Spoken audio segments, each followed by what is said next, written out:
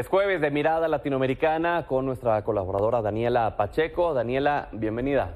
Gracias, Pedro, es un gusto. Veíamos y escuchábamos al presidente de El Salvador, Nayib Bukele, referirse a los pandilleros, así como los señala él. ¿Y qué ha pasado con el estado de excepción en El Salvador? ¿Qué ha pasado con esta guerra frontal de Bukele contra las pandillas en este sitio? Bueno, El Salvador es un país que está gobernado con, digamos, o ayuda o bajo el régimen de excepción ya desde hace varios meses.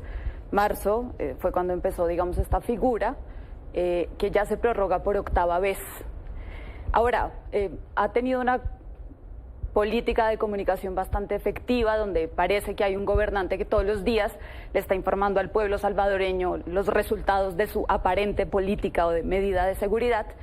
Y normalmente, si tú revisas su cuenta oficial de Twitter, que es su medio de comunicación preferido, pues casi todos los días ves una tasa de 0 homicidios. Y uno dice, bueno, parece que está funcionando. Pero esos 0 homicidios se pueden verificar, o sea, ¿tienes con qué contrastarlos? Y la respuesta es no.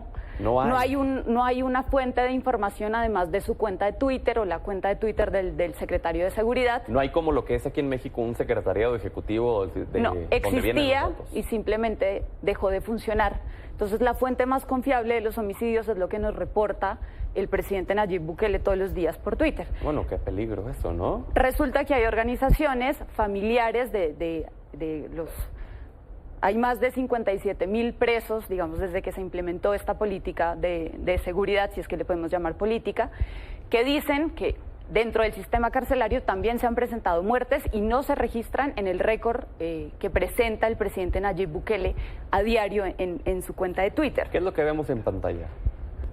Si me ayudan. Bueno, son las tasas de homicidio que se han presentado por día, que recordemos que este régimen de excepción empezó por un fin de semana donde se presentaron 80 homicidios en 2 días, que es una cifra inclusive para los niveles de El Salvador, que siempre ha sido un país bastante violento, récord. Fue ahí cuando se tomó aparentemente la decisión de salir a detener cualquier persona que tenga algún rasgo de pandillero, ¿no? Que además Tatuajes, es bastante subjetivo, claro, ¿no? Y que además atenta contra pues cualquier normativa. ¿No? Exactamente.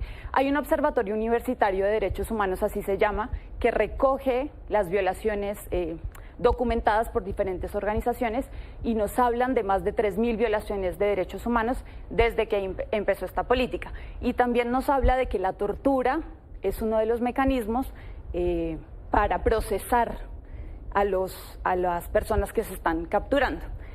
Ahora, estamos hablando de un país de 6.5 millones de habitantes, de los cuales el 24% vive por fuera de El Salvador.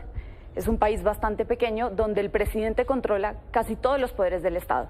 Tiene a su favor a la Asamblea Legislativa, tiene a su favor a la Corte Suprema de Justicia, que el año pasado le dio luz verde para la reelección, lo cual evidentemente le deja la puerta abierta, claro, para el 2024. Y esta es su carta más fuerte, ¿no? Exactamente, y tiene controlada la Fiscalía.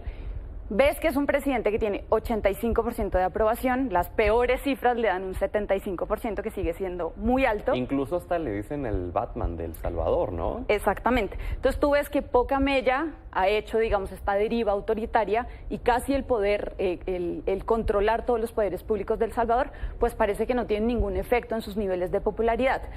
Ahora, ¿cómo llegó Nayib Bukele a ser presidente? Veníamos de 10 años de que gobernara la izquierda del FMLN, del cual él hacía parte. Lo expulsan, él aparece como una víctima que se va en contra de ese gobierno que no ha atendido las necesidades de las y los salvadoreños. Entonces llega a llenar un vacío de una falta de política pública y pues una persona que te ofrece medidas y resultados casi inmediatos en el tema de seguridad. Que es primordial para la población y más en El Salvador. Sí, pero parecería que lo único que hay que resolver en El Salvador son las tasas de homicidio.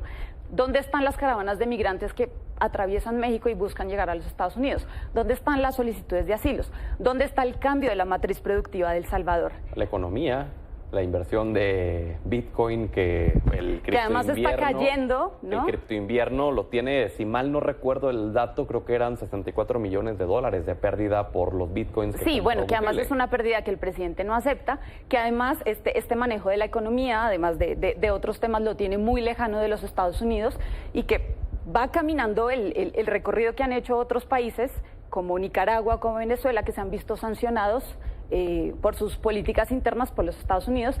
Cada vez lo vemos más cercano a China, que eso le está preocupando mucho a los Estados Unidos, pero no tienes de dónde sacar recursos y finalmente en El Salvador no se hace una cosa diferente a las materias primas, ¿no? Como cacao, y que vive en su mayoría de los recursos que generan los migrantes que están en los Estados Unidos.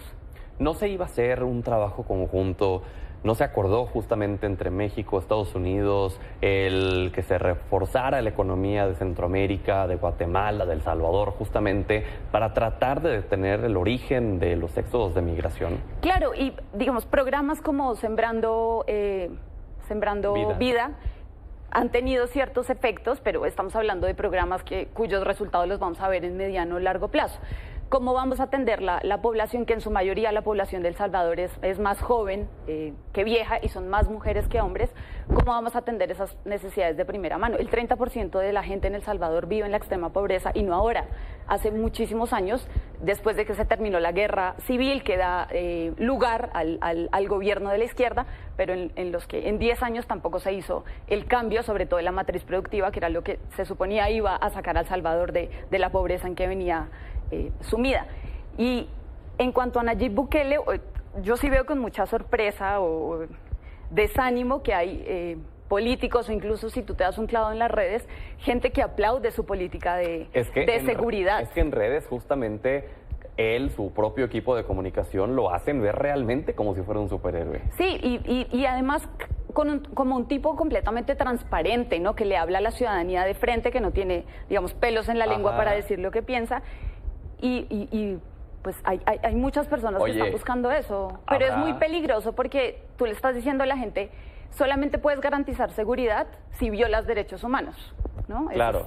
Ese es el mensaje. Que su argumento es: los pandilleros no se mortifican por los derechos humanos a la hora de delinquir, porque yo sí tendría que preocuparme por ellos en darles una prisión adecuada, una estancia adecuada. Y estas formas de llamarlos angelitos, ¿no? De manera sarcástica y de convertir a cualquiera que señale, digamos, las falencias de esta política en enemigo del Salvador y de la democracia. Daniela, por último, ¿habrá entonces una reelección de Bukele? ¿Qué va a pasar en El Salvador?